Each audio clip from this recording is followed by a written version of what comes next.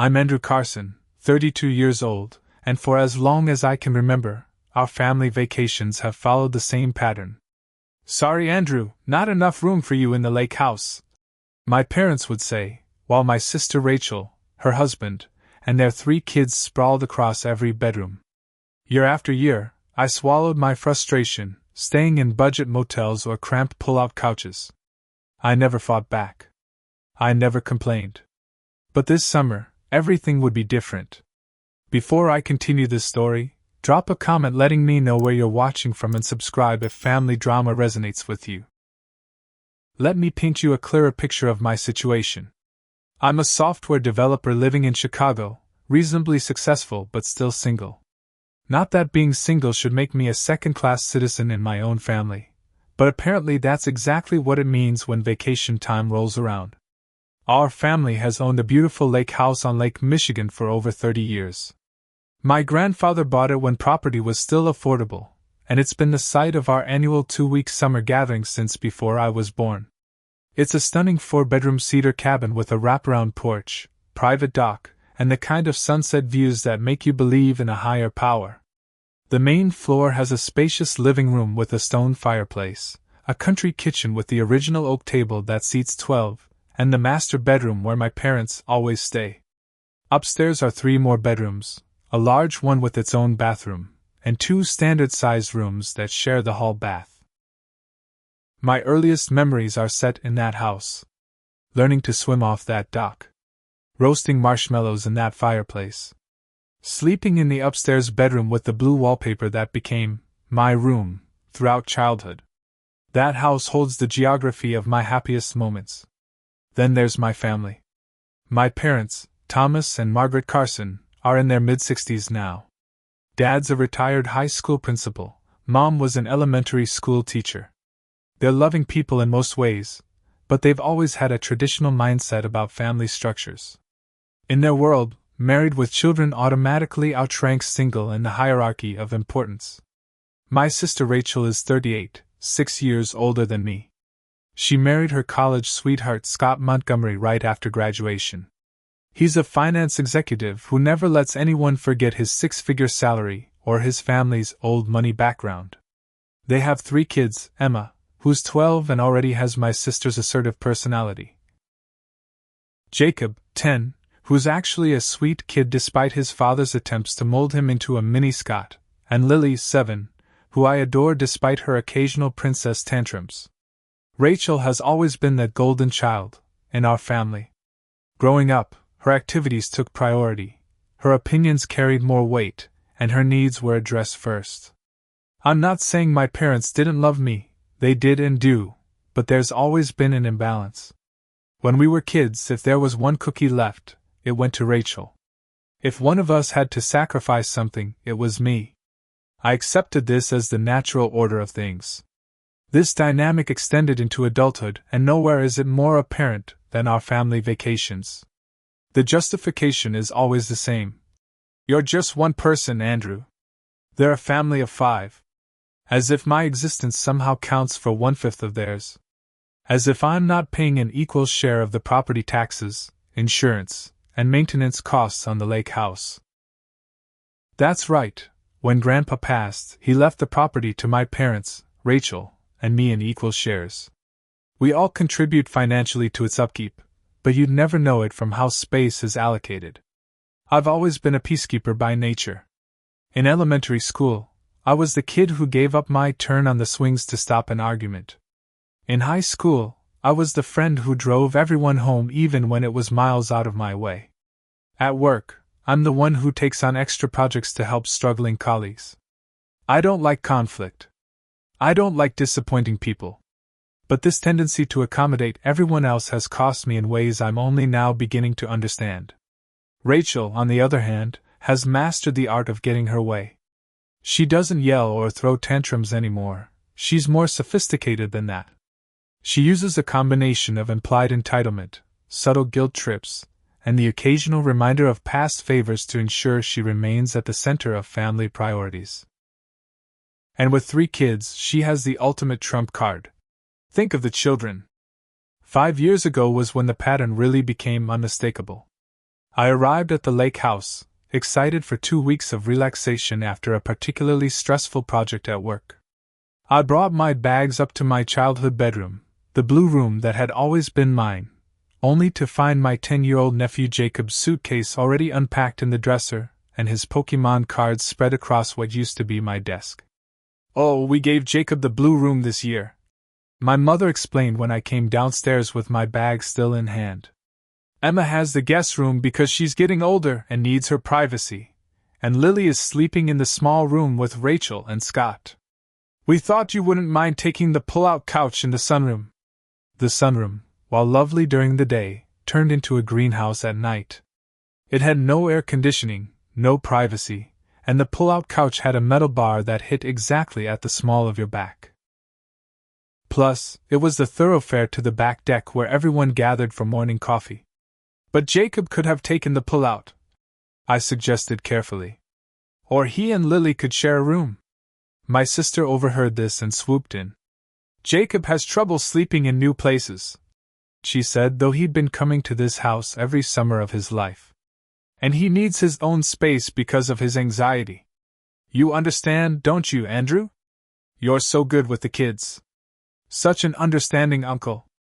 I looked to my parents, but they just gave me apologetic smiles. "It's just for 2 weeks," my father said. "And you're hardly ever in your room anyway." So I took the pull-out couch. I woke up every morning at 6 a.m. when the first person walked through to the deck. I sweat through the sheets every night. I had nowhere to put my clothes except a small corner of a hallway closet. But I kept the peace. 3 years ago, things got worse. I arrived to find that not only was I not getting a bedroom, but the pull-out couch was also claimed. My sister had rearranged the sleeping arrangements again. "Emma and Lily are sharing the blue room, Jacob has the guest room, and Scott's mother is visiting for a few days, so she's on the pull-out," my mother explained. "We thought you could sleep on the screen porch." The screen porch had outdoor furniture. No bed. Not even a couch. "There's an air mattress in the storage closet," my father added helpfully. "What about the small room upstairs?" I asked. "Who's staying there?" "Oh, that's being used for storage right now," my sister said, walking by with an armload of beach towels. "All the kids' sports equipment and our extra suitcases. There's really no room to put all that stuff anywhere else." So while a perfectly good bedroom was being used for storage, I spent 2 weeks on an air mattress that slowly deflated throughout each night, forcing me to pump it up at 3 a.m. while trying not to wake anyone. The porch had no heating, and even in summer, Lake Michigan nights get cold. I caught a summer cold that turned into bronchitis. But last year was the final straw before my breaking point. I called a week before vacation to confirm arrangements, trying to be proactive. "Actually, Andrew," my mother said hesitantly, "we were going to call you about that. Rachel's invited Scott's college roommate and his wife to join us for the 2 weeks. They have a little boy Jacob's age. It's going to be a bit crowded." "That's fine," I said, already knowing where this was heading but hoping I was wrong. "I can take the porch again." "Well, that's the thing," she continued. "With 3 extra people. We were thinking it might be more comfortable for everyone if you stayed at the Lakeview Motel in town. It's only a 10-minute drive. You could come over every day for activities and meals." I was stunned into silence. The Lakeview Motel was a borderline dump with paper-thin walls and a perpetual smell of chlorine and cigarettes. And I'd be paying $120 a night for the privilege of being exiled from my own property. "I see," was all I managed to say. "It's just that you're only one person, and they're a family." My father chimed in from the extension. "You understand, don't you, son?" I understood perfectly. I understood that my sister had once again claimed ownership of a house that belonged equally to all of us. I understood that my parents would never stand up to her. And I understood that I was expected to smile and accept it. So I did. I spent over $1,600 on a motel room. I drove back and forth each day. I watched as Scott's friend and his family enjoyed the bedroom that should have been mine. I listened to Rachel complain about how crowded the house was, all while I was quite literally not allowed to sleep there. I sat through dinners where Scott and his friend reminisced about college days, talking over everyone else. I watched my nieces and nephew play with the friend's son, feeling like a visitor in what should have been my own home. When I confided in my best friend Tyler about the situation, he was incredulous. "You're paying for a motel when you own a third of that house? Are you serious, Andrew? That's not just unfair, it's insane. What am I supposed to do?" I asked him. "Create a huge family fight?" "Maybe a fight is exactly what's needed," Tyler replied. "You keep rolling over, they'll keep walking all over you." Other friends said similar things. My colleague Jennifer was particularly blunt. "They're taking advantage of you because you let them. Simple as that." But confrontation has never been my strong suit. I've always believed that maintaining relationships was more important than standing up for myself. I focused instead on the good parts: swimming with my nieces and nephew, teaching Jacob to fish off the dock, reading bedtime stories to Lily. I told myself that these moments made the humiliation and expense worthwhile. But as I drove home alone after those 2 weeks, something in me had shifted. A small voice in the back of my mind whispered that this couldn't continue. That even a doormat eventually gets worn through. This year's planning call came in April, earlier than usual. I was coding when my phone rang, and I absent-mindedly picked up, expecting it to be a work call. "Andrew? It's Mom. Do you have a minute to talk about summer plans?" I minimized my screen and swiveled away from my computer. "Sure, what's up?" "Well, we're trying to coordinate everyone's schedules. The last 2 weeks of July still work for you, right?" I confirmed that I'd already requested the time off work, as I did every year. "Wonderful," my mother said, but there was a hesitation in her voice that I'd come to recognize. "There's just one small wrinkle this year." My stomach tightened. Here it comes, I thought. Rachel called yesterday. Scott's parents are celebrating their 40th anniversary during that time, and they want to join us at the lake house. Just for the 2 weeks. I stayed silent, waiting for the other shoe to drop. It would be Scott's parents, and his sister Megan with her husband. So 4 additional people. I see, I said carefully. And where exactly is everyone going to sleep? The house is already at capacity with Rachel's family. There was a pause. "That's what we need to discuss," my mother said. "Your father and I have been talking, and we think, well, it might be better if you could arrange alternative accommodation again this year. Maybe that nice bed and breakfast in town instead of the motel? We'd contribute something toward the cost, of course."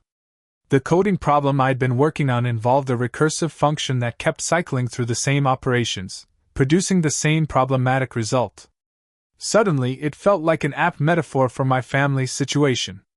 "Let me get this straight," I said, my voice calmer than I felt. "Rachel has invited 4 additional people to stay at the lake house. 4 people who aren't even members of our immediate family. And instead of telling her that's not possible, you're asking me, who owns a third of the property, to pay for accommodation elsewhere?" My mother's voice took on the slightly wounded tone she used when feeling defensive. "Andrew, you know how important family is to us. Scott's parents are getting older, and this anniversary is a big milestone for them." "And what about me, Mom? Am I not family too?" "Of course you are, sweetheart. But you're just one person and they're a family." "Yes, I know." The familiar justification hit differently this time. "Tell me something. If I got married next month and had triplets, would I suddenly be entitled to more space? More consideration? Or is it specifically Rachel's family that counts more than me?" "That's not fair, Andrew," my mother said, her voice stiffening. "You're twisting my words. I'm just trying to understand the logic." My father's voice suddenly joined the call. "Son, we know it's not an ideal situation. But Rachel's already invited them, and we can't very well uninvite Scott's parents. It would create a very uncomfortable situation. As opposed to the very comfortable situation of telling your son he's not welcome in his own property." The words came out before I could stop them. An awkward silence followed. No one saying you're not welcome. My father finally said, "You can be there all day, every day. It's just the sleeping arrangements that are tight." As they continued making excuses, a memory surfaced from when I was 8 years old. Rachel, 14 at the time, had demanded to have a sleepover with 4 friends for her birthday. My parents agreed, and I was informed that I would need to sleep on the living room couch because the girls needed my bedroom as a changing room. When I protested, Rachel rolled her eyes and said, "Don't be such a baby. It's just for one night." My parents sided with her. It was always just one night, just one toy, just one concession. But those instances had accumulated over a lifetime into a clear message. Rachel's wants outweighed my needs. "I'll have to think about it," I said abruptly, cutting off my mother's explanation of how we could all still have family meals together. "I need to go. I have a deadline." I hung up without waiting for their response, something I'd never done before. My hands were shaking slightly as I stared at my computer screen, the code now just a meaningless jumble of characters. That night I couldn't sleep. I paced my apartment, replaying decades of similar scenarios. The pattern was so clear now, so glaringly obvious that I couldn't believe I hadn't confronted it sooner. It wasn't just about the vacation house. It was about a lifetime of being treated as less than, of having my needs deprioritized, of being expected to accommodate everyone else while no one accommodated me. The next morning, I called Tyler. "They did it again," I said when he answered. "The vacation thing?" he asked. "Worse this time. Rachel's invited her in-laws. 4 more people. I'm being asked to get a B&B in town." Tyler was silent for a moment. "Andrew, I'm going to ask you something, and I want you to really think before you answer. What would happen if you just said no?" "No? Yes, no. What if you just said, 'No, I'm not staying at a B&B. I'm staying in the house that I partly own'? What's the worst that could happen?" I'd never even considered this option. They'd be upset. Rachel would be angry. And, I don't know. There'd be tension. Arguments. Would they disown you? Cut you out of the will? Never speak to you again? No, of course not. So the worst consequence is temporary discomfort, and some angry words. Meanwhile, the consequence of saying yes is another 2 weeks of being treated like you don't matter, plus $1,000 or more out of your pocket. Does that math add up to you? It didn't. For the first time, I realized that I had been avoiding a confrontation that might actually be necessary. Later that day, I received an email from the family attorney about property tax payments for the lake house. It was a routine annual email, but something made me scroll through the entire thread this time, back through years of correspondence. And there it was, in an email from 3 years ago that I'd clearly skimmed too quickly, a reminder that as co-owners, all 3 of us, my parents, Rachel, and I, had equal rights to the use of the property. Equal rights. The phrase hit me like a thunderbolt. All these years, I'd been acting like a guest in a house that was partly mine. I'd been asking permission to use something I already had the right to use. That night, I made my decision. This year would be different. This year, I would stand up for myself. Once I'd made my decision, I realized I needed a plan. This wasn't just about showing up and claiming a bedroom. This was about shifting a deeply entrenched family dynamic. I needed to be strategic. My first step was to understand exactly what legal rights I had. I called our family attorney, Martin Goldstein, who had handled my grandfather's estate and continued to manage the property's legal matters. "Andrew, good to hear from you," he said when I explained why I was calling. "Yes, the lake house ownership is straightforward. After your grandfather's passing, the property was transferred to 3 equal owners, your parents as one entity, your sister, and you. Each party has an undivided 1/3 interest." "And what does that mean in practical terms?" I asked. "Do I have the right to use the property whenever I want?" "As a tenant in common, you have the right to use and enjoy the entire property, not just a third of it. Of course, this needs to be balanced with the same rights of the other owners. No owner can exclude another owner from the property without legal cause. This confirmed what I'd suspected. There was no legal basis for my family to exclude me from staying at the house. Their actions had been based solely on social pressure and my own unwillingness to rock the boat. What about inviting guests? I asked. Does any owner need permission from the others to invite people to stay? There's no legal requirement, but as a practical matter, it's always better to have agreement when multiple people have rights to a property. Technically, any owner can invite guests, but no owner should invite so many guests that it interferes with other owners' enjoyment of the property. Which was exactly what Rachel had been doing for years. Armed with this information, I started preparing for what would inevitably be a difficult confrontation. I knew my usual conflict avoidance techniques wouldn't work here. I needed to be firm, clear, and prepared for resistance. I spent an evening writing down all the points I wanted to make, anticipating counter-arguments, and planning how to respond without escalating the situation unnecessarily. I wanted to stand my ground without burning bridges. The next day, I called Dr. Levine, the therapist I'd been seeing occasionally for anxiety.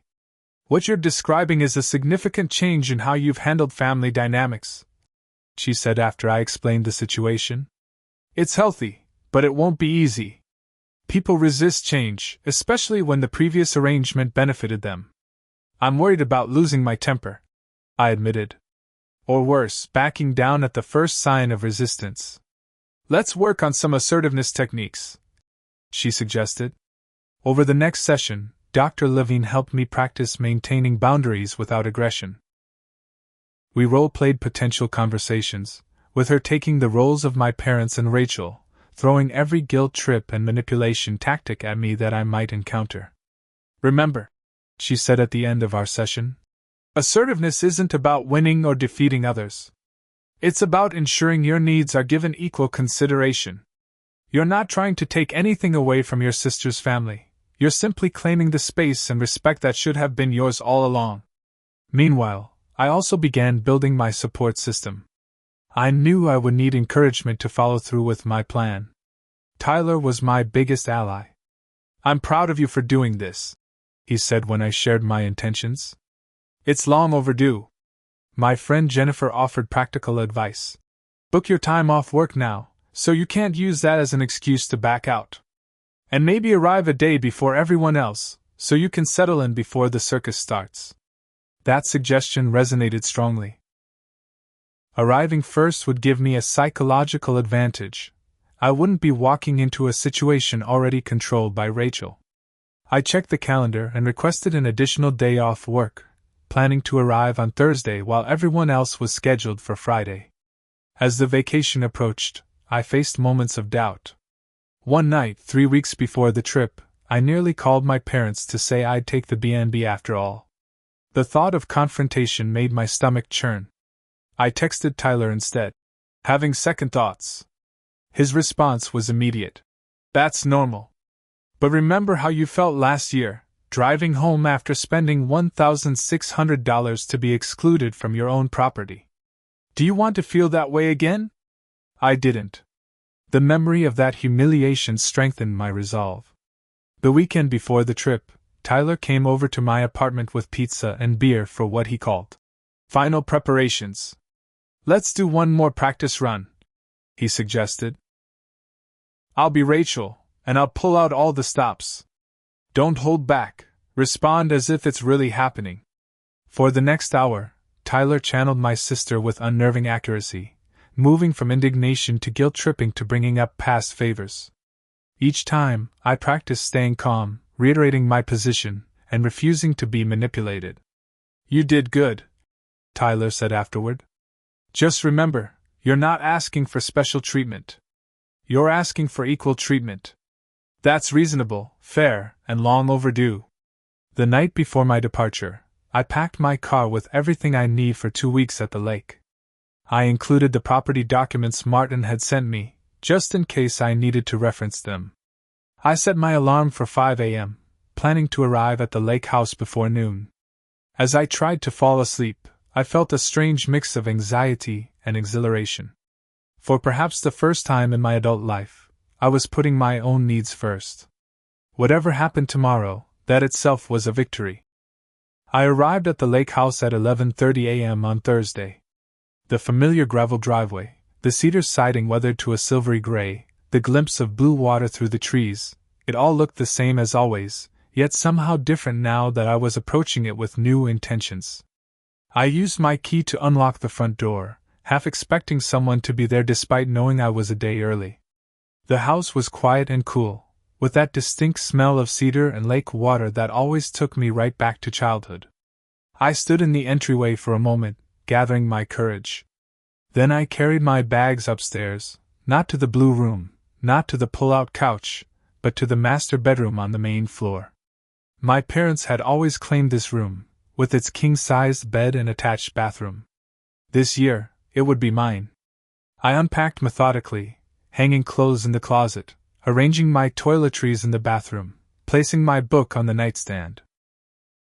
Each item I positioned felt like planting a flag. I was here. I belong. This space was as much mine as anyone's. After settling in, I spent the afternoon enjoying the property alone. I swam in the lake, sat on the dock with a beer, and grilled a steak for dinner. It was peaceful in a way family vacations rarely were, and I felt a pang of regret for all the years I'd allowed myself to be marginalized. Around 6 p.m., I heard a car coming up the driveway. Looking out the window, I saw my parents' SUV. They were a day early too, something I hadn't anticipated. Taking a deep breath, I went out to greet them. "Andrew!" my mother exclaimed, clearly surprised. "We didn't expect you until tomorrow." "I decided to come a day early," I said, helping my father with their bags. "Get settled in before everyone arrives." They exchanged a look I couldn't quite interpret. "Well, that's nice," my father said. "We had the same idea. Thought we'd get the place ready for the crowd." We carried their bags inside, making small talk about the drive up. It wasn't until we reached the main floor that my mother noticed my belongings in the master bedroom. "Oh," she said, pausing in the doorway. "You've put your things in our room." The moment had arrived sooner than I'd expected. I kept my voice casual but firm. "Actually, I've decided to take this room this year." My parents exchanged another look, this one unmistakably concerned. "But we always stay in this room," my father said. "Your mother needs the attached bathroom for her medication schedule. There's another bathroom right across the hall," I pointed out. "And the upstairs bedroom has its own bathroom too." "But Andrew," my mother began, her voice taking on the cajoling tone she used when trying to convince someone to change their mind. "We've already told Rachel's in-laws they'll be taking the 2 rooms upstairs, and Rachel's family will be in the blue room and the small room. There's just no other space." "There's the pull-out couch," I said. "Or the screen porch. Or the local B&B. I hear it's quite nice." My father's eyebrows shot up. "Son, what's gotten into you? This isn't like you at all."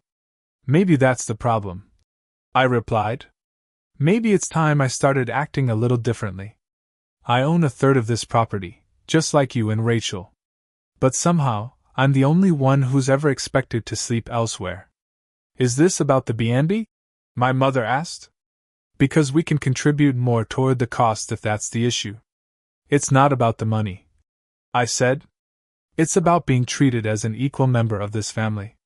It's about the fact that Rachel invites more and more people every year, and instead of telling her there's not enough room, you tell me to leave. It's about the fact that I've accepted this treatment for years, and I'm done with it." My father's expression hardened slightly. "We understand you feel that way, but the arrangements have already been made. Rachel's in-laws are coming specifically for this vacation. We can't change plans now. I'm not asking you to uninvite anyone," I clarified. "I'm simply stating that I will be staying in this house, in this room, for the duration of my vacation. Everyone else can adjust accordingly." "This is very inconsiderate, Andrew," my mother said, her voice trembling slightly. "Very selfish." The word hit me like a slap. Selfish. After years of accommodation, of putting everyone else first, of literally giving up my place in my own property, I was the selfish one? I think, I said carefully, that we have different definitions of that word. Excuse me, I need some air. I walked out to the dock and sat watching the sun begin its descent toward the horizon. My heart was pounding, but underneath the anxiety was a current of something that felt surprisingly like relief. I had said my piece. I had stood my ground. Whatever happened next, I had finally advocated for myself. Dinner that evening was a tense affair. My parents kept conversation to neutral topics: the weather, a movie they'd seen recently, updates on distant relatives, while carefully avoiding any mention of sleeping arrangements. I participated politely but didn't offer to change my position. The next morning, I woke early and went for a swim. When I returned to the house, my parents were in the kitchen making coffee, both looking tired. I suspected they'd spent the night discussing how to handle the situation. "Andrew," my father began, "we've been thinking about what you said. While we don't appreciate the way you've gone about this, we understand that you feel you've been treated unfairly in the past. We've arranged things differently this year," my mother added. "Your father and I will take the blue room, and we've called Rachel to let her know that the sleeping arrangements will need some adjustment." It was a small concession, but it was more than I'd ever received before. "Thank you," I said. "I appreciate that." But the real test would come when Rachel arrived. I didn't have to wait long. Shortly after lunch, the sound of car doors slamming announced the arrival of my sister's family. I steeled myself as they entered the house in their usual whirlwind of noise and activity. "Uncle Andrew!" Lily cried, running to hug me. Despite everything, the genuine affection from my niece warmed my heart. "Hey there, Squirt," I said, lifting her up. "How's my favorite 7-year-old?" The momentary sweetness was interrupted by Rachel's voice. "Andrew? Mom says you're in the master bedroom? There must be some mistake." And there it was. I set Lily down gently and turned to face my sister. Rachel stood in the living room doorway, hands on hips, her expression a mixture of confusion and annoyance. "No mistake," I said calmly. "I've decided to stay in the master bedroom this year." Rachel blinked, then laughed as if I'd made a joke. "Right. Except Scott's parents will be here tomorrow, and they're seniors. They need the main floor bedroom. We already told them they could have it." "You told them that without consulting me," I pointed out. "I wasn't part of that decision." Rachel's smile faded. "Why would we need to consult you? We always arrange things this way." And that's exactly the problem. Scott appeared behind Rachel, his expression darkening as he caught on to the conversation. "What's going on?" "Andrew seems to think he's entitled to the master bedroom," Rachel said, her voice taking on the slightly mocking tone she'd used since childhood when she thought I was being ridiculous. "I don't seem to think anything," I replied. "I own 1/3 of this property. I have every right to stay here." "Oh, for God's sake!" Rachel exclaimed. "Not this again." "Yes, technically you own 1/3 on paper. But you're one person. We're a family of 5. Scott's parents are in their 70s. Do the math, Andrew." "I've done the math for years," I said. "I pay 1/3 of the property taxes, 1/3 of the insurance, 1/3 of every repair bill.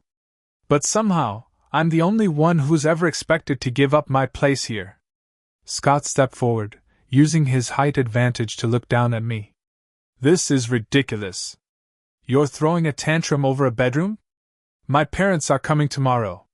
They can't navigate stairs easily. They need that room.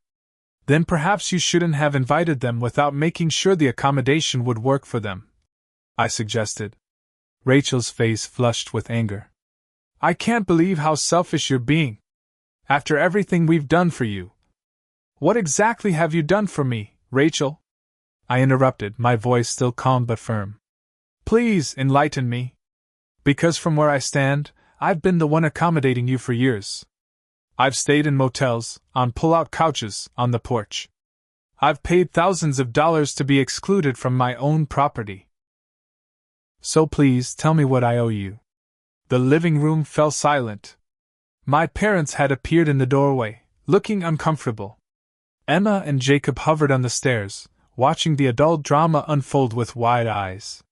This isn't about owing anyone anything, my mother finally said. This is about family working together. Exactly, I agreed. So let's work together. I'm staying in the house, in that bedroom. Everyone else can figure out arrangements that work for them. Scott scoffed. This is absurd. Rachel, call your parents' bluff. Tell them we're leaving if this is how it's going to be. Rachel looked at our parents imploringly. Mom, Dad, you can't seriously be okay with this? What about Scott's parents? Where are they supposed to sleep? My father sighed heavily. We've been discussing this since yesterday. Andrew has made some valid points about how things have been handled in the past. So you're taking his side? Rachel's voice rose in disbelief. We're not taking sides, my mother said quickly. We're just acknowledging that perhaps we haven't been entirely fair in previous years. Rachel looked from our parents to me, then back again. I can't believe this. I absolutely cannot believe this. She turned to Scott. Get the kids' bags. We're leaving. Rachel, don't be hasty. My father started. No, if Andrew wants to ruin the entire family vacation over a bedroom, that's his choice. We'll go to a hotel. It was the ultimate trump card, and she knew it. She was counting on me backing down rather than being blamed for ruining the vacation. It was exactly what I'd expected, and I'd prepared myself not to cave. That's your choice, I said calmly. But it seems like an overreaction. There are plenty of sleeping options that don't involve me being the only one to leave the property. Like what? Scott demanded. You and Rachel could take the blue room, I suggested. The kids could share the small room. Your parents could take the upstairs bedroom with the attached bath. That's actually perfect for them, no stairs to navigate except the initial flight up. And my sister and brother-in-law? Scott asked. Where would they sleep? The pull-out couch, perhaps? Or they could get a room in town, since they're the last addition to the guest list. Rachel looked at me like I'd suggested something outrageous. You expect my in-laws to sleep on a pull-out couch or go to a hotel, while you get the master bedroom? How is that fair? It's exactly as fair as expecting me to go to a hotel while people who don't even own this property take over all the bedrooms. I pointed out. The difference is, I have a legal right to be here. They're guests. Scott took a step toward me, his face reddening. You know what your problem is, Andrew? You've always been jealous of Rachel. You've always resented that she has a successful marriage and family while you're still alone. This isn't about the bedroom at all. It was a low blow, designed to hit my most vulnerable spot. In the past, it might have worked. But not today. My personal life has nothing to do with this, I said. This is about basic fairness and respect. Something I haven't received from this family in a very long time. Rachel grabbed Scott's arm, tears welling in her eyes. Let's just go. He's clearly made up his mind to ruin everything. No one's leaving, my father said firmly, stepping between us. We're going to sit down like adults and figure this out. Rachel, Scott, in the kitchen. Now. Andrew, give us a few minutes. I nodded and went outside to give them space. On the porch, I found Jacob sitting on the swing, looking troubled. Hey buddy, I said, sitting beside him. You okay? He shrugged.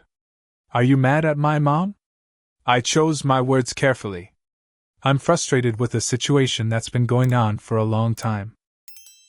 Sometimes adults disagree about things, but that doesn't mean we don't care about each other.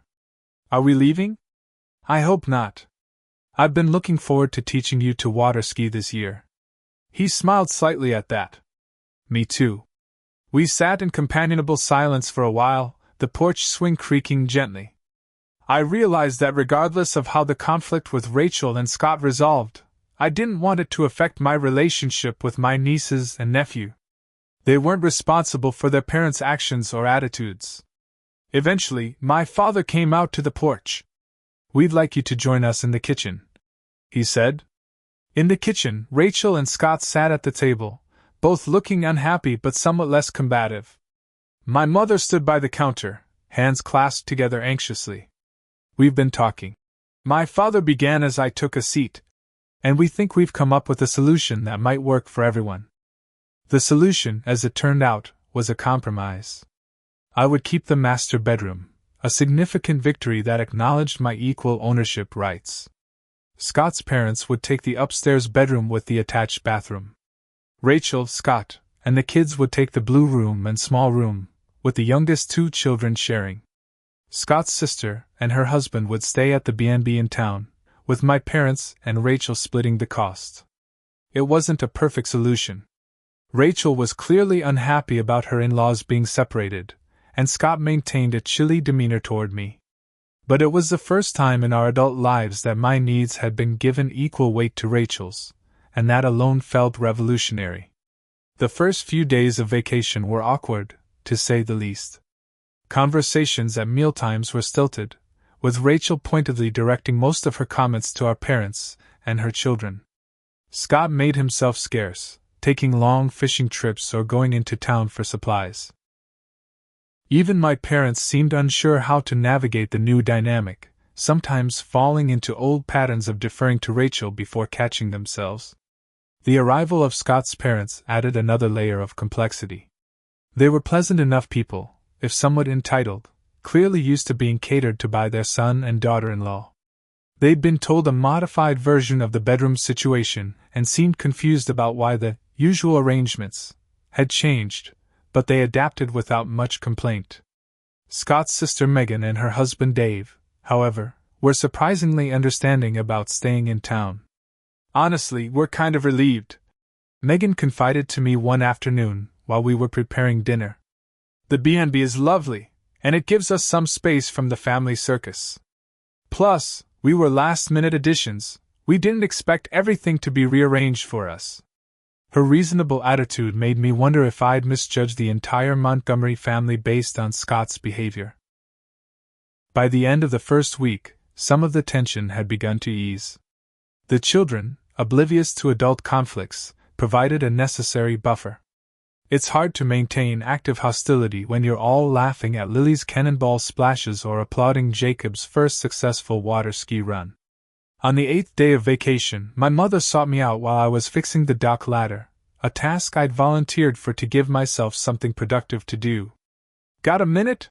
she asked, handing me a glass of lemonade. I set down my wrench and took the glass. "Sure." She sat on the edge of the dock, dipping her feet in the water.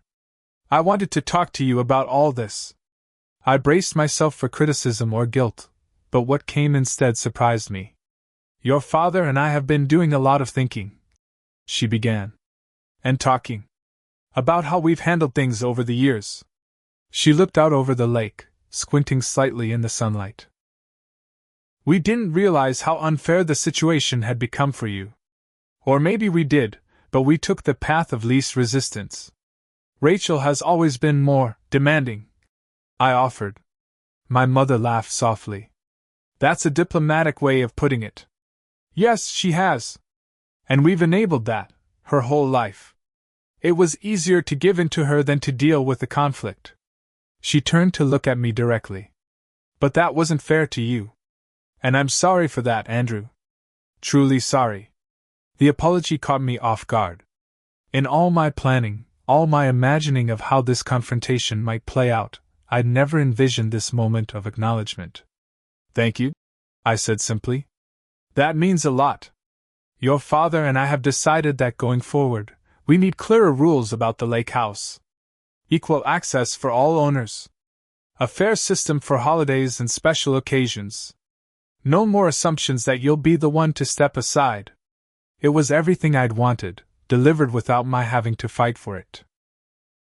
I felt a tightness in my chest ease, a tension I'd carried for so long I'd forgotten what it felt like to be without it.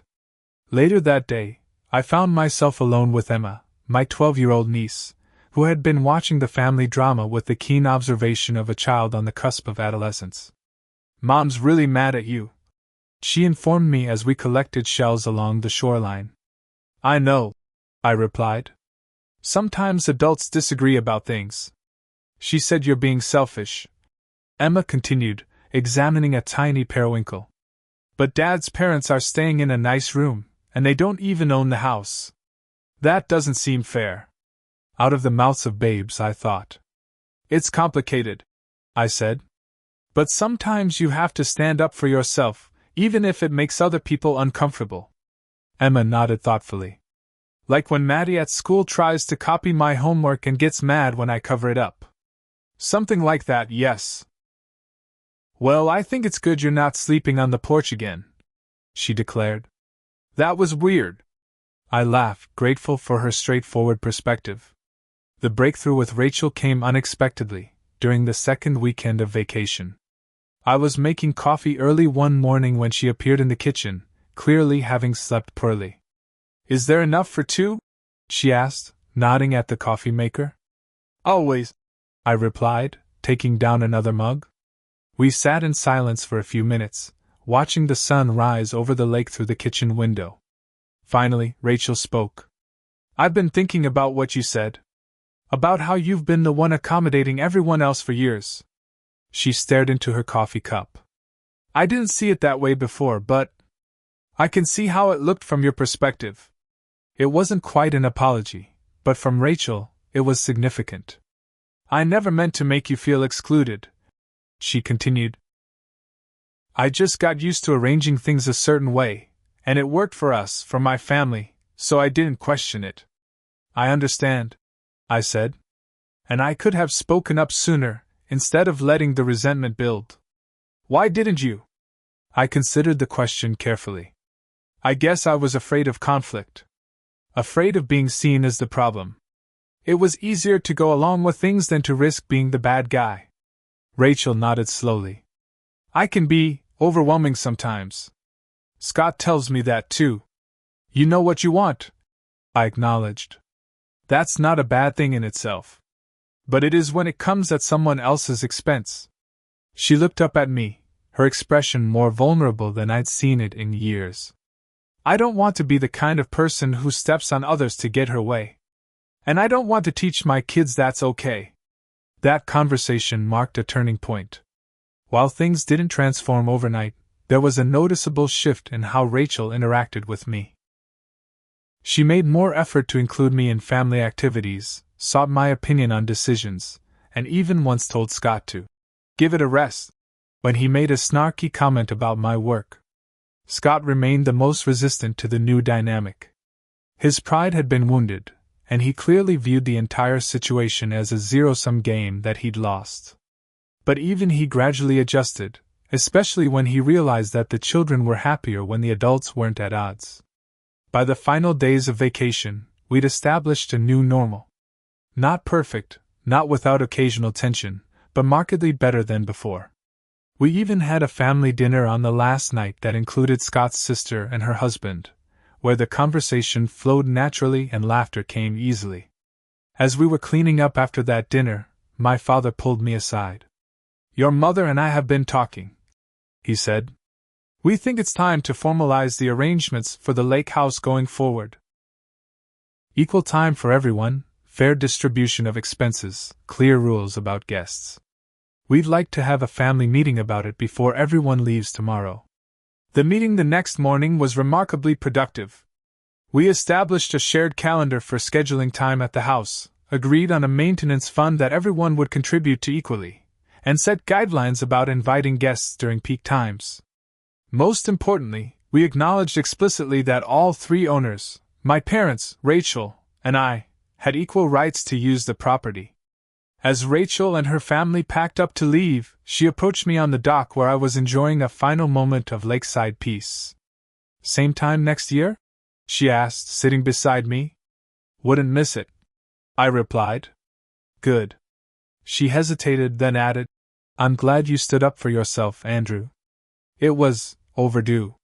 Coming from Rachel, it was as close to a full acknowledgement of past wrongs as I was likely to get. I nodded, accepting it for what it was. Me too, I said simply. As I drove back to Chicago after those transformative 2 weeks, I found myself reflecting on how much had changed, not just in terms of vacation arrangements, but in my relationship with my family and, most importantly, with myself. For the first time in my adult life, I had set a boundary and held it, despite immense pressure to back down. I had advocated for my own needs, even when doing so created conflict. I had stopped accepting the role of family doormat. The results weren't perfect. Rachel and I would never have the idealized sibling relationship portrayed in greeting cards. Scott would probably always view me with a touch of resentment. But there was a new foundation of mutual respect that hadn't existed before. My relationship with my nieces and nephew had actually deepened. By standing up for myself, I'd shown them something important, that healthy relationships require balance and fairness. Emma, in particular, seemed to view me differently now, with a newfound respect. She'd even asked me to help her deal with a situation at school where she felt she was being treated unfairly. "You're good at standing up for yourself now," she'd explained, which might have been the best compliment I'd ever received. My parents, too, had evolved. Our conversations now had a different quality, more honest, more equal. They called more frequently after the vacation, not just with family news but to ask my opinion on matters, to include me in decisions. It was as if by asserting my equal status, I'd reminded them that I was a full-fledged adult, not just their perpetual child. The most profound changes, though, were within myself. The success of that one act of self-advocacy had created ripples throughout my life. At work, I found myself speaking up more in meetings, taking credit for my ideas instead of letting others claim them. I negotiated a raise that was long overdue. I declined additional projects when my plate was already full. In my personal life, I started dating more confidently, no longer accepting lukewarm interest or one-sided relationships. I set clearer expectations with friends who had been taking advantage of my people-pleasing tendencies.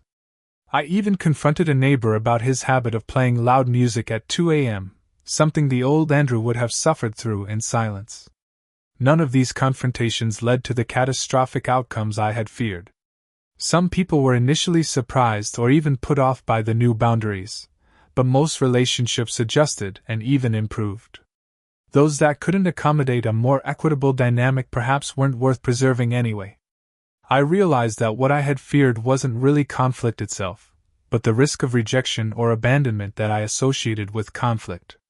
By standing up to my family, the people whose rejection I feared most, and finding that our relationships survived and even improved, I had broken the hold of that fear.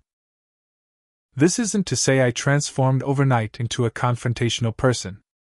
I still valued harmony and cooperation. I still considered others' needs and feelings. But now I included myself in that consideration. I no longer viewed self-advocacy as selfish, but as necessary and healthy. The lake house itself took on new meaning for me. It was no longer a site of annual humiliation but a symbol of my reclaimed self-respect.